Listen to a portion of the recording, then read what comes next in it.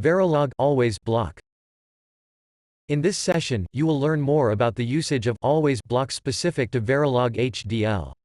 Even if you write the always block in a wrong way to model a specific circuit, the compiler will not flag any errors, but the final circuit generated in the IC will not be the one that you intended.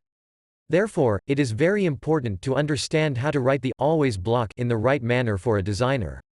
This session will first teach you about the always block in Verilog, different types of circuits produced using it, and problems in Verilog with its usage. Then in the next session, you will learn about the Systemverilog extensions to Verilog always, and see how they will help in solving the issues with Verilog always block. The Verilog always procedural block is an infinite loop that repeatedly executes the statements within the loop. In order for simulation time to advance, the loop must contain some type of time control or event control.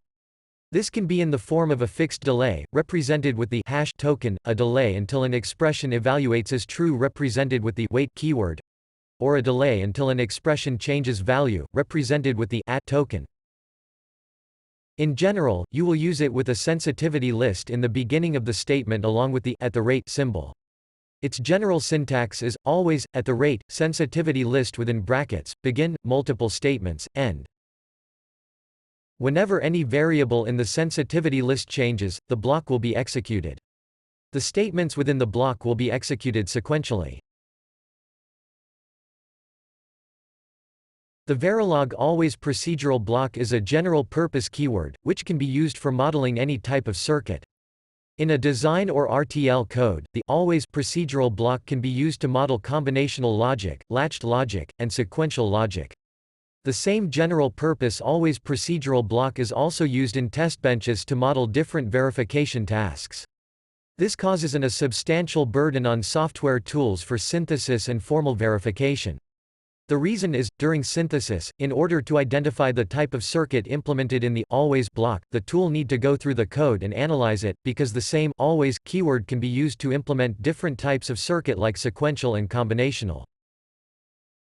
Thus, with the general-purpose application of the always procedural block, the design intent will not be clear for the synthesis tool. This can happen the other way around, that is, a designer can write wrong type of code in an always block to generate a specific type of circuit as well. There are the issues with the usage of the general-purpose always block, and Systemverilog avoids this ambiguity by adding extra type of always block for different type of circuits which you learn in the next session. Before going into Systemverilog extension of always block, here are the guidelines for using the always block, in order to generate different type of circuits in the IC. These will useful if you are coding in Verilog, or not allowed to use Systemverilog specific always types. There are many rules for the correct usage of always block for synthesis, out of which few are listed here.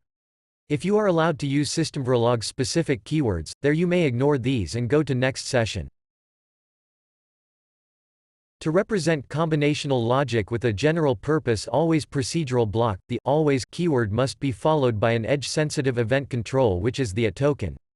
The sensitivity list of the event control cannot contain a posEdge or negedge qualifier. The procedural block cannot contain any other event controls.